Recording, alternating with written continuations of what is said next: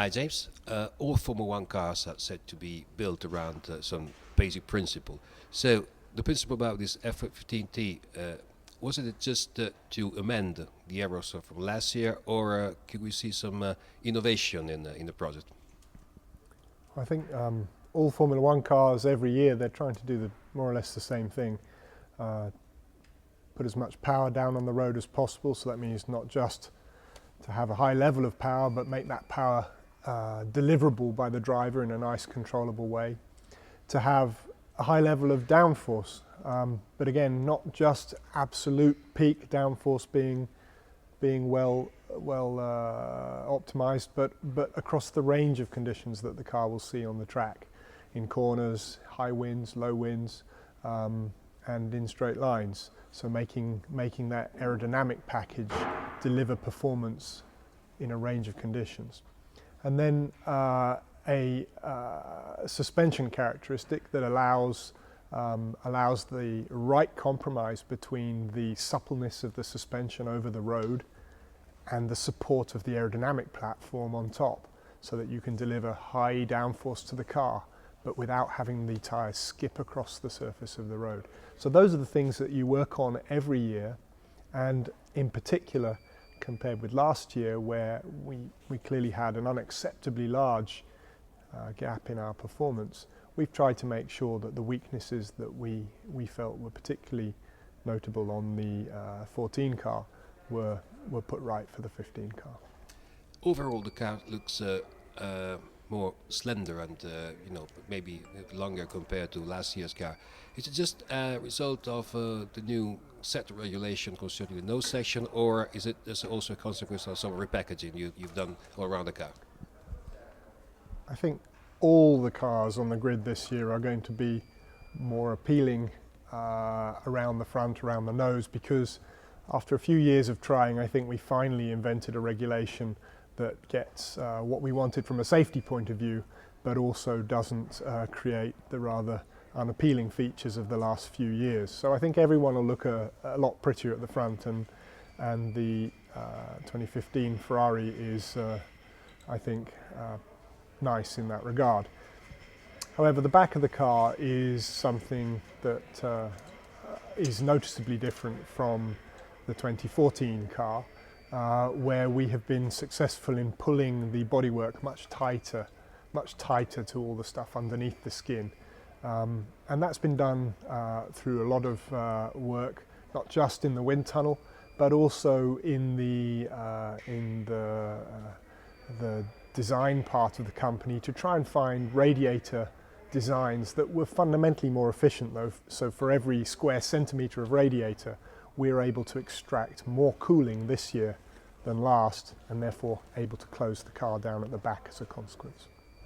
The SF15T car retains the pull rod suspension scheme all around, and that's probably going to raise a few eyebrows from people who expect something new in the area. What's your answer to this? Every year you set out which areas of the car you think you should put your effort into to try and improve them. And these are decisions that need to be taken quite carefully, because when you make a choice of working on one part of the car, because you don't have infinite resources, you're effectively making a choice not to work on another part of the car. So when you decide what to work on, you have to pick quite carefully the things that you think are going to bring you the maximum amount of return for your effort. And push rod, pull rod on the front, it has pros and cons either side. A pull rod is probably harder to get light and stiff, but it's probably a bit easier to get an aerodynamic performance from it. So it swings and roundabouts, and it was an area of the car that was something that wasn't felt to be a problem on last year's car, and therefore not an area that really merited investment of effort in this time round on the SF15T. Of course, much of the work has been around the power unit as well. So can you just give some outlines, basic outlines of what has been done around the car? Power unit has, along with the rest of the car, been an area of extremely high effort to improve. we had a number of issues with last year's engine and power unit. Early on in the season, the power delivery was not particularly sophisticated, and it was quite tough for the drivers to get the type of throttle response that they wanted. It was improved a lot during the season, and we take that a step further for the SF15-T. A definite weakness of last year's car was that the amount of electrical energy that we were able to recover from the turbo was not really good enough for producing competitive power levels during the race. One of the reasons why Ferrari's qualifying performance was relatively stronger compared with their race performance last year. So that's an area that we've tried to change the architecture of the engine to make it a better compromise between qualifying and racing performance. And then plain simple horsepower. Enormous amounts of work gone into all aspects of our combustion efficiency to try to make sure that in this fuel limited formula where every team is only allowed to burn the same amount of fuel, that every single compression stroke, every single ignition stroke is extracting the maximum amount of horsepower and putting it on the road.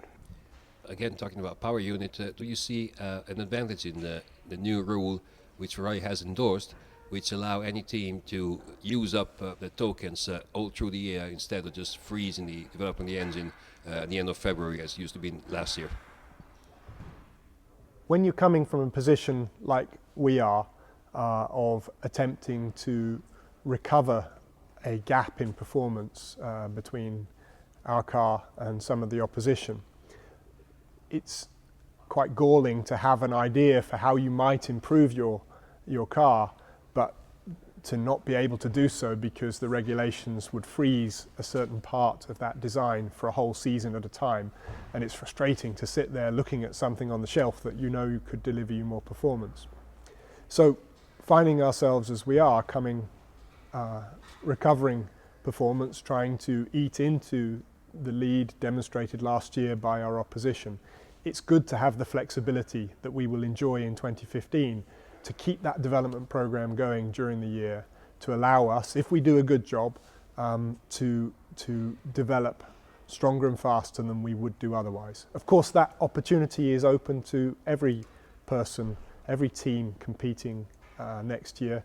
But the fun of Formula One is that the challenge is not supposed to be easy, but it's nice to have the opportunity to try to bring what we can do to the track and see if we can close that gap.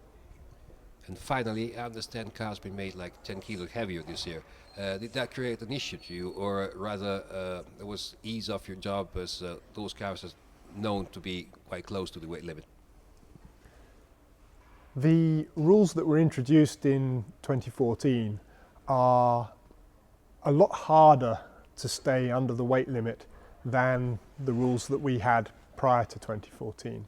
All teams have got fairly used to the luxury of many kilograms of ballast which they could put low down in the car and position for optimum performance. 2014 was much tougher in that regard, and a recognition of that fact by the teams and by the FIA during the 2014 season led to us all agreeing for an increase in weight of the cars by 10 kilos for 2015.